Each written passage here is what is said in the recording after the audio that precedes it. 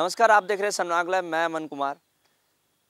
पटना के विद्यापति भवन में आज अंतर्राष्ट्रीय देहदान दिवस जो कि 2 दिन के बाद होने वाली है, उस पर आज एक कार्यक्रम किया गया। ये कार्यक्रम मुख्य रूप से देहाती देहदान बिहार समिति के द्वारा किया गया। इस समिति में बिहार के उप मुख्यमंत्री सुशील कुमार मोदी, सिक्किम के राज्यपाल गगन प्रसाद, बिहार के स्वास्थ्य मंत्री मंगल पांडे,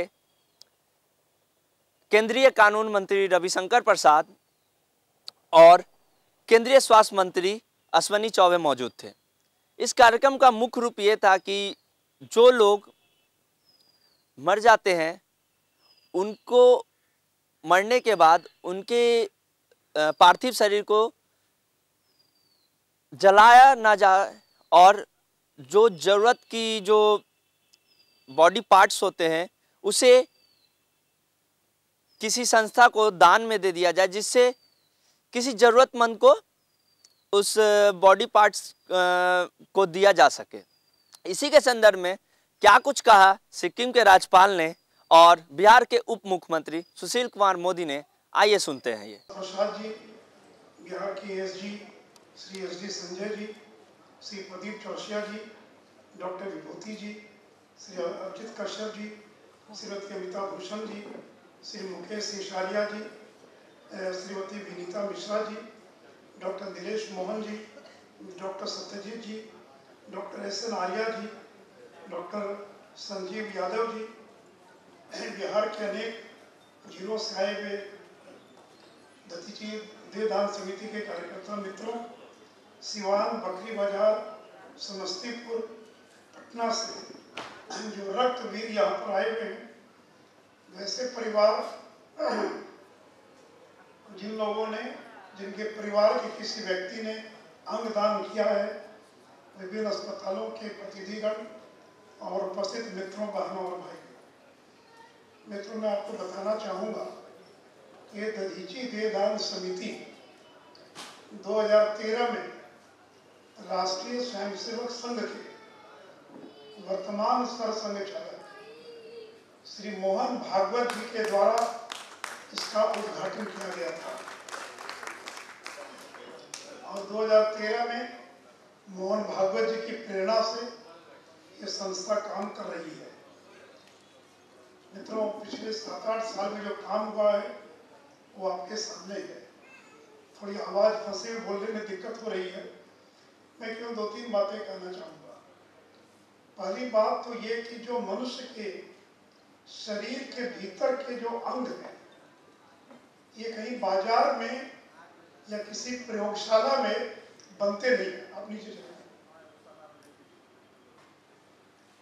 ये किसी लैब में तैयार नहीं होते। विज्ञान ने जितनी भी प्रगति कर ली हो, लेकिन कोई लीवर, कोई पैंक्रियाज, कोई हृदय या कॉर्निया, ये किसी प्रयोगशाला में तैयार नहीं हो सकती है। ये जब कोई व्यक्ति दान करेगा तभी उसका इस्तेमाल किया जा सकता है। अब मित्रों, एक बार की ओर सोचिए कि यहाँ बैठे लोगों के में से किसी के घर में खुदा न खास्ते अगर किसी की किडनी खराब हो जाए, किसी को अंग की आवश्यकता पड़े, तो उस घर का क्या माहौल बनता है। और तब हम कल्पना कर सकते हैं कि ये अंगदान और कितना महत्वपूर्ण है। और ये दधीची के नाम पर इस संस्था का नामकरण किया गया है। और जैसे मंगल जी और बाकी लोगों ने बताया, दधीची कौन थे? जब देवता युद्ध में हार गए दानवों से, तो देवता गए दधीची के पास और कहा कि आप अपनी हड्डियों को दान कर दें तो उससे जो शस्त्र बनेगा उसी से असुरों का नाश हो सकता है। और तब कहते कि दधीची ध्यान लगाकर बैठ गए, अपने शरीर को गला दिया और उनकी हड्डियों से जो वज्र बना उससे असुरों का नाश हुआ। तो दुनिया का सबसे पहला अंगदानी या देहदानी ये दधीची था, जो इस देश की परंपरा का विषय। और ये इस देश में तो ये दान की परंपरा रही। राजा शिबी का नाम हमने सुना होगा। कहते कि एक कबूतर कहीं से उड़ता हुआ राजा शिबी की गोद में आकर गिर गया। एक बहेलिया उसका पीछा कर रहा था। उस बहेलिया ने कहा कि राजा, अगर ये कबूतर सौंपोगे नहीं तो मेरी रोजी रोटी का क्या होगा। तो कहते कि राजा शिबी ने अपने जांघ का मांस निकाल कर और एक तराजू पर रख दिया गया कबूतर को, और तराजू के दूसरे पलड़े पर राजा शिबी अपने जांघ का मांस निकाल कर रखता जाता था। लेकिन फिर भी कबूतर का वजन इतना ज्यादा था कि ईश्वर उसकी परीक्षा ले रहे थे। यानी राजा शिबी पैदा हुए जिन्होंने एक कबूतर की जान बचाने के लिए अपने शरीर का मांस निकालकर और तराजू के पलड़े पर रख दिया। और दानवीर कर्ण तो इसी बिहार का हुआ। सूर्य का पुत्र था, उसको कवच और कुंडल मिला था, और था कि जब तक कवच कुंडल धारण करेगा कर्ण का कोई वध नहीं कर सकता है। और कृष्ण को मालूम था कि जब तक कवच और कुंडल है तब तक कर्ण को कोई हरा नहीं सकता है। जिस देश के अंदर, जिस राज्य में दानवीर कर्ण जैसा महायोद्धा पैदा हुआ, जिसने अपने कवच और कुंडलों को दान कर दिया, उस देश की परंपरा में आज अंग दान करने के लिए लोगों से अपील करनी पड़ रही है। और मित्रों, महाराष्ट्र, तमिलनाडु, केरल, कर्नाटक, आंध्र, तेलंगाना, ये राज्य अंगदान और देहदान में हमसे बहुत आगे निकल चुके हैं। हमारी यात्रा तो अभी प्रारंभ हुई है, और जैसा भी बताया कि 412 या 13 केवल कॉर्निया का दान हुआ है। मित्रों, मैं चाहूंगा, और मंगल जी यहाँ बैठे, ये अगले अक्टूबर तक, इस साल अक्टूबर तक हर हालत में, इस साल के दशहरा तक बिहार के हर एक मेडिकल कॉलेज में आई बैंक प्रारंभ हो जाना चाहिए। हम लोग एक साल लेट चल रहे हैं। पिछले साल शुरू होना था, लेकिन मुझे खुशी है कि 3 जगह तो अगले कुछ दिनों में प्रारंभ हो जाएगा। लेकिन अगले 5-6 महीने के भीतर बिहार के सभी मेडिकल कॉलेज में आई बैंक प्रारंभ हो जाए। पैसा 1.5 करोड़ रुपया लगभग प्रति आई बैंक दिया जा चुका है। और केवल आई बैंक की स्थापना नहीं होगी, बल्कि वहाँ ट्रेन लोग, मैन पावर रखा जाएगा, और मोटिवेटर, प्रेरक, जो अस्पताल में आने वाले मरीजों को प्रेरित करेंगे कि उनके परिवार में अगर किसी की मौत हो जाए तो नेत्रदान या अंगदान कर सके। और मित्रों, मैं भी देख रहा था कि कोलकाता में गण दर्पण नाम की एक संस्था काम करती है, और अभी तक बंगाल में लाख लोगों ने और देह दान करने का संकल्प किया है, 10 लाख। और अभी तक बंगाल में 1800 लोगों का देह दान हो चुका है। आपने ज्योति बसु का नाम सुना होगा। देश में सबसे लंबे समय तक मुख्यमंत्री रहने वाले ज्योति बसु की मृत्यु के बाद उनके शरीर को जलाया नहीं गया, उनके शरीर को अस्पताल को सौंप दिया गया। नानाजी देशमुख का नाम हम लोगों ने सुना होगा, भारतीय जनसंघ के संस्थापक महामंत्री। और जब आज से 5 वर्ष पूर्व उनकी मृत्यु हुई तो उनके देह को all India institute of medical science को सौंप दिया गया। तो जिस देश में इस प्रकार की परंपरा है, और इसलिए मैं चाहूंगा कि अगले साल जब हम 11 अगस्त को अंगदान दिवस मनाएं, तो ये जो 400 का आंकड़ा है, इस 400 के आंकड़े को हासिल करने में 4 साल लगा होगा, कि अब गाड़ी तेज गति से चल रही है। हमको लक्ष्य रखना है कि अगले 1 साल में हमको 1000 का टारगेट अचीव करना है।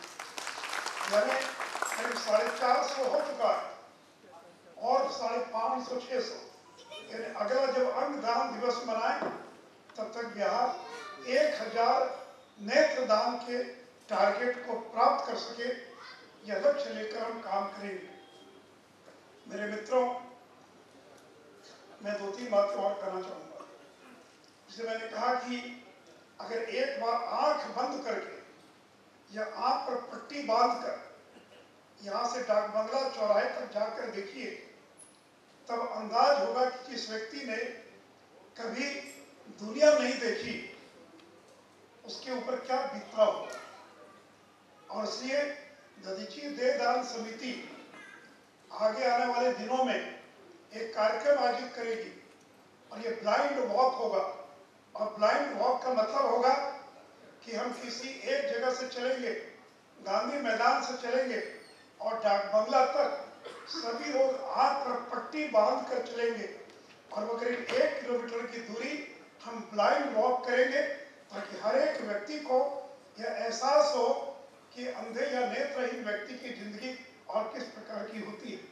तो मित्रों, हम लोग कुल मिलाकर और एक बात और कहना चाहूँगा, ये अभियान तभी सफल होगा जब परिवार के लोग तैयार होंगे। अगर परिवार के लोग तैयार नहीं होंगे तो मृत्यु के बाद अंगदान नहीं होगा। मैं 2 महीना पहले की घटना बताना चाहूँगा।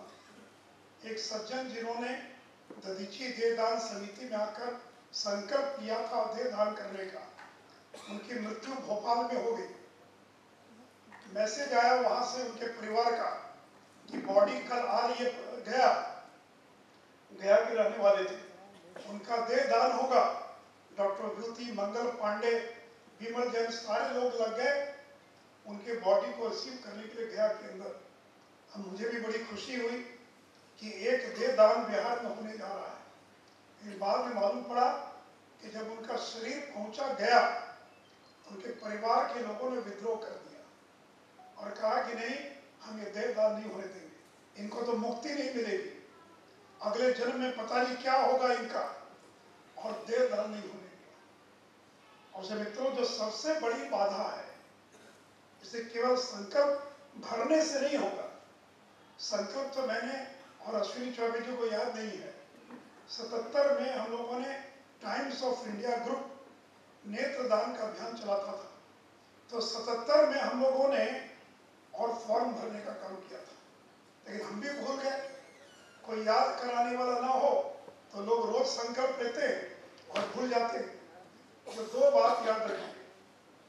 और ये जो हम कार्यक्रम करते उसमें उन लोगों को भी बुलाने का प्रयास करते जिन लोगों ने अंगदान करने का संकल्प लिया है, ताकि उनको स्मरण रहे कि तुमने संकल्प लिया है अंगदान या देहदान करने का, और भूल नहीं जाए। और अगर अकेले ना आए, अपने परिवार के 2 सदस्यों को साथ में लेकर आए, ताकि वो गवाह रहे, ताकि अगर इस व्यक्ति की मृत्यु हो गई तो वो दोनों व्यक्ति इसका अंगदान करा। दूसरे मित्रों, मुझे तो कई बार लगता है आदमी से तो ज्यादा बेहतर जानवर है कि गाय की अगर मृत्यु हो जाती है तो उसकी हड्डी, उसके सींग, उसकी खाल, उसके शरीर का एक एक हिस्सा आदमी के काम आ जाता है।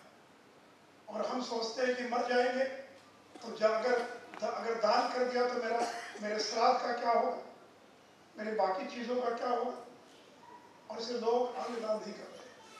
लेकिन मित्रों, जो शरीर मरने के बाद जला दिया जाएगा, और अभी जो फिल्म दिखाई गई कि आदमी की क्या औकात है। मैं तो एक कहानी पढ़ रहा था एक अखबार में, एक आदमी की मौत हो गई, घर वाले रोने लगे, पत्नी कह रही कि मुझे उठा लिया होता, भगवान ने मेरे पति को क्यों ले गए। बाप कह रहा कि मेरा बेटा चला गया।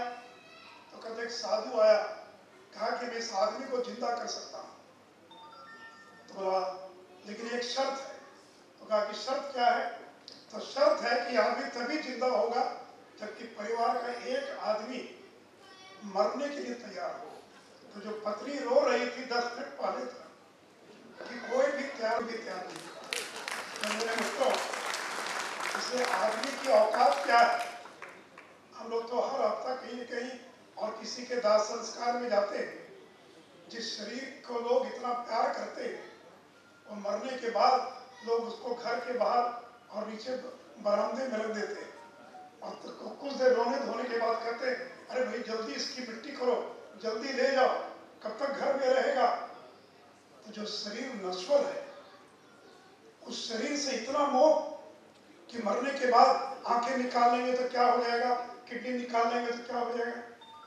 इसलिए मेरे मित्रों, जिस देश की इतनी बड़ी परंपरा रही है, जो दान की परंपरा रही है, और यहाँ तो बहुत सारे उद्योग और व्यवसाय से जुड़े लोग भी बैठे हुए हैं। इस देश में कितना दान करते थे और आज दान कौन कर रहा है। दुनिया का जो सबसे बड़ा पैसे वाला है बिल गेट्स, जो माइक्रोसॉफ्ट का मालिक है, वॉरेन बुफेट, वैसे लोग, और वो कोई 1,000 करोड़ नहीं, 1-1 लाख करोड़ दान कर रहे हैं। तो जिस देश की संस्कृति दान की रही, वहां के लोगों को इस नश्वर शरीर से और संपत्ति से इतना मोह, अरे बेटा बेटी को कमाने दोगे कि कमाने दीजिएगा कि नहीं दीजिएगा, इतना छोड़ के चले जाइएगा, जो कमाना बंद कर दे, इतना देकर जाइए कि बेटा बेटी भूखा ना रहे, घर हो, गाड़ी हो, घोड़ा हो, लेकिन कितना छोड़ कर जाइएगा। और मित्रों, मैं अजीम जी प्रेम जी का नाम देना चाहूँगा। विप्रो कंपनी का नाम सुना आपने, अजीम जी प्रेम जी। मालूम उन्होंने कितना बड़ा दान किया है, 1,45,000 करोड़, 1,45,000 करोड़ की संपत्ति। और अजीम जी प्रेम जी जो विप्रो कंपनी के मालिक है, इन्फोसिस का नाम सुना आपने, नंदन नीलकेनी, HCL कंपनी जो कंप्यूटर की कंपनी, शिव नाडा, बायोकॉन की मालकिन है किरण शाह मजूमदार। ये वो लोग हैं भारत के अंदर जिन्होंने 1-1 लाख करोड़, 50,000 करोड़ और दान में देने का ऐलान ही नहीं किया, बल्कि दान में दे दिया है। और हम है कि मेरी आंखों का क्या होगा, फलाने का क्या होगा। मैं बस यही आपसे आग्रह करूंगा कि दधीची देहदान समिति एक केवल माहौल बनाने का काम कर रही है। हम केवल माहौल बना सकते हैं। हम चाहते हैं कि आगे आने वाले वर्षों में बिहार में कोई व्यक्ति, किसी व्यक्ति की किडनी के अभाव में मौत ना हो, किसी के लिवर के अभाव में मौत ना हो। और देखिए, सबसे सरल दान है कॉर्निया का दान। मैं देहदान की बात नहीं करूंगा, नहीं तो बहुत लोग हॉल से उठ के चले जाएंगे कि भाई तो देहदान की बात कर रहे हैं। मैंने तय किया, गंगा बाबू ने तय किया, और भी कई लोगों ने तय किया कि मृत्यु के बाद हमारे शरीर को जलाया नहीं जाएगा, बल्कि PMCH या IGM को सौंप दिया जाएगा, ताकि वो शोध कार्य इसको हो सके। इसलिए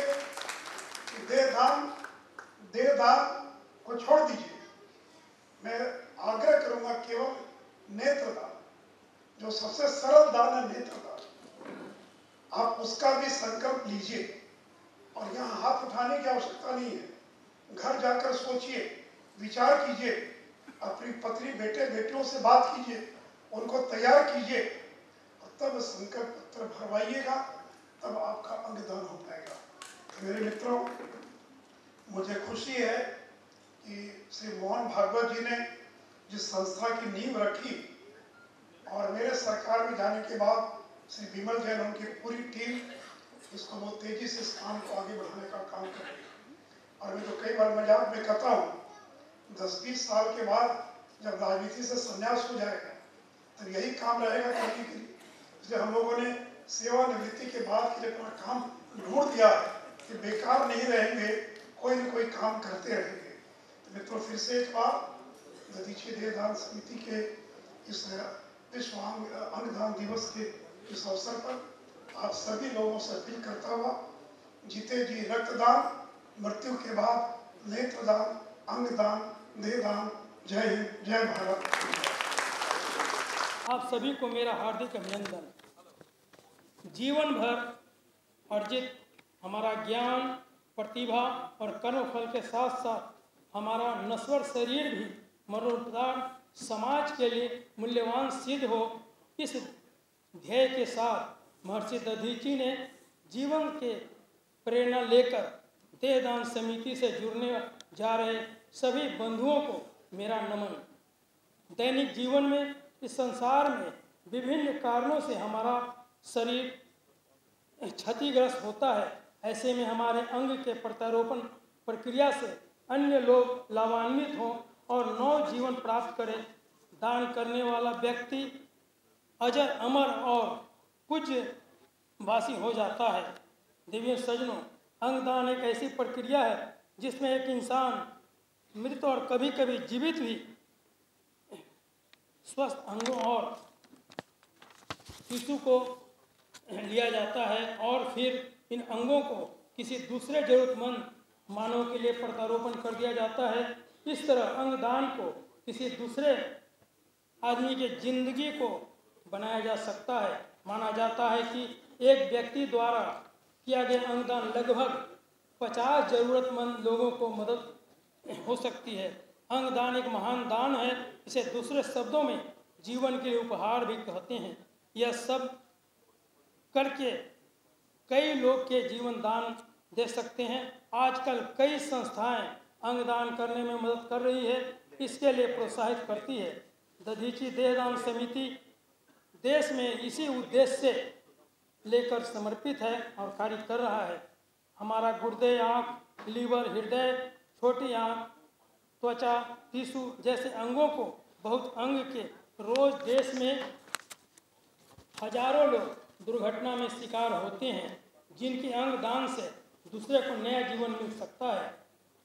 ज़्यादातर निकाले गए अंग का प्रत्यारोपण 6 से 72 घंटे के भीतर कर दिया जाता है, जिसके लिए अंग देने वाला व्यक्ति को लाभ और जिनको मिलता है सुनिश्चित है। एक दाता कई लोगों को जान बचा सकता है। जीवित रहते हुए यकृति, गुर्दा, फेफड़े, अग्नाशय और आँख की दान किया जा सकता है। इसके लिए देश के अंदर कानून का प्रावधान है और बिना कोई समस्या के देहदान मने मरणों और मंदिरों उपरांत समाज में जीवित लोगों के लिए और जीवन दान के लिए उनके लिए उपयोगी है। मेरा विश्वास है कि देहदान यह अभियान आगे चल कर के एक सामाजिक आंदोलन का रूप लेगा और समाज के सभी वर्ग इस आंदोलन से जुड़ेंगे। इस अवसर पर मैं बताना चाहता हूँ, निकला था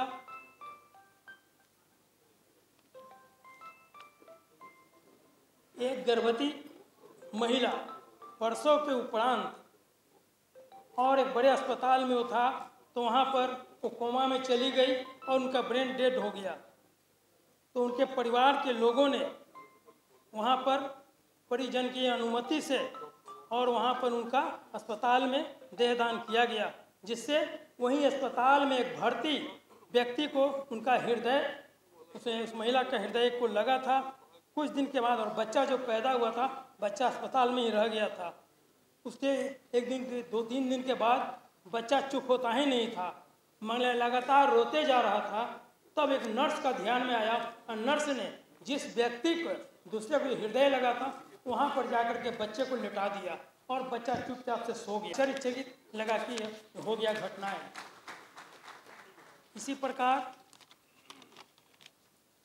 एक घटना, एक डॉक्टर दंपति था और पति सर्जन थे, पत्नी हृदय रोग की विशेषज्ञ थी। अचानक एक कार दुर्घटना में पति भयंकर रूप से घायल हो गए और मस्तिष्क उनका काम करना बंद कर दिया। तो उनकी पत्नी ने वहाँ पर उनका शरीर दान कर दिया और वहाँ पर एक महिला को उसके वो हृदय को लगाया गया। और कुछ दिन के बाद जब लगाया गया था, अपने चेकअप में आई, तो उस समय ये जो डॉक्टर जो महिला थी, ये समझिए कि चेकअप करते हुए और पहले तो एक अनुभूति मैंने अनुभव की कि हमारे पति का जो हृदय इनमें लगा है, और दूसरा भावुक भी हो गई। इस प्रकार यह जो है एक बहुत बड़ा एक प्रक्रिया है और जिसमें आप लोग इसके लिए कार्य करें। साथ ही साथ एक अनुरोध, क्योंकि लोग वसीयत करा दिए, लेकिन साथ साथ अपने परिवार के अंदर माहौल बना के रखना होगा। एक मैं उदाहरण बतलाना चाहता हूँ। एक बड़भद्र कल्याण जी लगभग 2 महीना 3 महीना पर हमेशा फ़ोन करते थे, देखो भाई मैं अस्पताल में कह दिया हूँ, वहाँ भी मेरा पूरा शरीर दान होना चाहिए। और कुछ दिन के बाद पता लगा उनकी मृत्यु हो गई। पहुँचे वहाँ पर, अब परिवार में ही बेटा बेटी, एक ने कहा कि पिताजी कहे थे, एक कही नहीं जाने देंगे। आखिर हुआ, मैंने बेचारे की जो आखिरी इच्छा, और लगभग मैंने आज 2-3 बरस से ज़्यादा से हो गया, लगभग 2-3 महीना पर फ़ोन करते थे इसलिए जिन लोगों ने वसीयत किया है उनसे ये आग्रह है कि अपने परिवार के अंदर एक माहौल बना करके रखें, ताकि वो तो उस समय माहौल कुछ और रहता है, शोक का माहौल रहता है, रोना पीटना रहता है। उस समय एक भी व्यक्ति विरोध करेगा कि नहीं हम इसे मतदान करने नहीं जाने नहीं देंगे, तब नहीं हो पाएगा। कोई भी आपके चाहे देवदान समिति के लोग नहीं कुछ कर सकते हैं, डॉक्टर कोई कुछ नहीं कर सकता है। इसलिए ये चीज़ है कि जिन लोगों ने बहुत अपने शौक से इच्छा से यह वसीयत किया है कि हमारा आँख का दान किया जाएगा, हमारे पूरे शरीर का दान किया जाएगा, उनसे आग्रह करते हैं कि पूरे परिवार के अंदर ये माहौल बनाकर रखें कि लोगों के अंदर ये भरा रहे भावना कि नहीं हमारे पिताजी, हमारे दादाजी, हमारे भैया जी, जोन भी है, माता जी, इन्होंने ये वसीयत किया है, इनकी आखिरी इच्छा है, इसलिए मैं इस कार्य को करूँगा। इसके लिए परिवार को तैयार रहना चाहिए। इस बात के लिए आपसे अनुरोध करता हूँ। इस अवसर पर आप सभी बंधुओं से यह भी आग्रह करता हूँ कि यह जो एक अभियान चला है, इस अभियान को हर जगह चलाएं, एक लोगों के अंदर में इसके लाभ को बताते हुए, और इस नश्वर शरीर जो मरने के बाद जल जाता है, इसका हिस्सा अंग का कैसे उपयोग हो, जरा कल्पना करें। बार बार कहा करते हैं हम लोग, दूसरी पारी देखना है तो आप जाकर के अंगदान करें, दूसरी पारी देखना है तो और इस प्रकार आँख दान कर लिए, इसको आँख मिलता है, क्या उनको उनके अंदर क्या अनुभूति होती है। इसलिए आप सबसे आग्रह करते हैं इस अभियान को और तेज़ी से चलाएं, ताकि हम लोग लगे हुए यहाँ पर, सुशील जी वगैरह जितने सभी लोग यहाँ पर लगे हुए हैं, तो इसलिए तो कार्य को कर ही रहे हैं, लेकिन आग्रह है कि इसको पूरा समाज के अंदर ही माहौल बनाए, एकदम यह समाज का एक कार्यक्रम बन जाए और समाज के अंदर यह कार्य बने। जैसे उदाहरण है, श्रीलंका में कोई वहाँ पर अंधा नहीं है, क्या कि वहाँ एक चलन हो गया है कि नेत्रदान करने का चलन हो गया है। सिर्फ इसलिए इस चीज़ को माहौल बनाने के लिए आप सबों से आग्रह करते हैं। इन्हीं शब्दों के साथ मैं पुनः आप सबों को इस अभियान में जुड़ने के लिए, और जिन लोगों ने अपना दान किया है उनको भी, और जिन लोग वसीयत किए हैं उनको मैं नमन करता हूं और आशा करता हूं इस कार्य को आगे बढ़ाएंगे। इन्हीं शब्दों के साथ बहुत बहुत धन्यवाद। तो आपने सुना कि सीधे तौर पे उनका ये कहना था कि मरने के बाद लोगों को अपने पार्थिव शरीर को जला करना, कहीं किसी संस्थान को अपना पार्थिव शरीर सौंप देना चाहिए, जिससे किसी जरूरतमंद को जरूरत की बॉडी पार्ट्स दिए जा सके। कैमरा पर्सन राकेश के साथ मैं अमन कुमार, सननाग लाइव। अगर हमारा वीडियो आपको पसंद आया तो हमारे चैनल को लाइक करें, सब्सक्राइब करें, बेल आइकन दबाएं, ताकि हर छोटी बड़ी खबर से रूबरू होते रहें।